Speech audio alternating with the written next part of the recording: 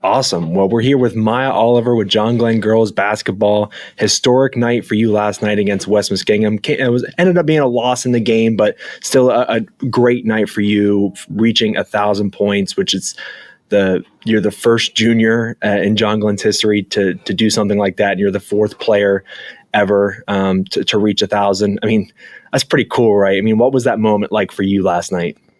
It was a great moment for me because I've been wanting to. I was like a freshman in high school, and it was so much better being able to experience it with like my family there, my mom, my dad, Coach Sigmund, Coach Whiteman, and Coach Abner, and my teammates. Everything, and like when I went out there and like looking into the stands and seeing all those people there supporting me, holding up all the signs, it just made the moment like so much more special for me. And like I'm gonna remember that for the rest of my life. So it was really a great experience, and I'm just grateful for all of it. Now, I mean, how hard do you work in the off season? Because clearly you're a very talented player. We all know that to be able to do something like this as a junior. But like, what do you do to be as good as you are, one of the best players in the MVL on the girls' side? During the off season, I'm always with Coach Whiteman. He's helped me so much with confidence and like my skills. So I'm always Foxfire, so we always have drills going on there. Some of the best players in the NVL go there. And it's just a great experience. I'm super thankful for him and I appreciate everything he's done for me. And then, like June, how we get into like summer league and Coach Sigmund giving me that opportunity. We have so much fun in the summer leagues. And AAU is really like where a lot of it happens because like you're in like all that exposure, like all your college coaches are there watching you. But really, like I just am always with Coach Whiteman. We go there like at least 3 days a week, and I have a lot of fun with him. And he's taught me so much that I know. I'm sure you're getting a lot of looks from colleges already. I mean, has anyone like reached out to you this season at all? I mean, I know you still got another year of school and basketball left, but I mean, have you caught the eye of some schools maybe in this area or further out when they've seen you at different places?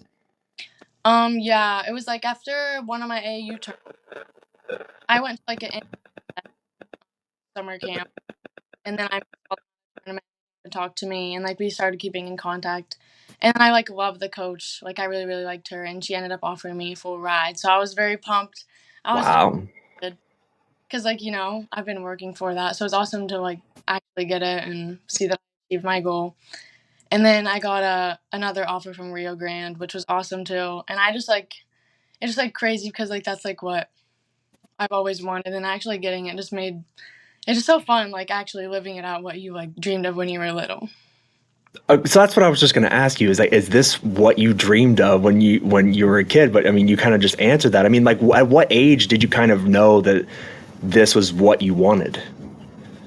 Well, my dad has always been a super sports guy. I've always been surrounded by sports.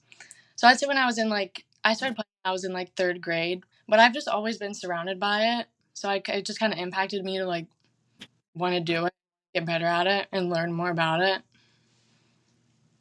Did you ever dream of eclipsing 1,000 points as a junior though? I mean, did you ever think? I mean, obviously, like every basketball player thinks they can do it in their 4 years of school, but you've done it in less than three.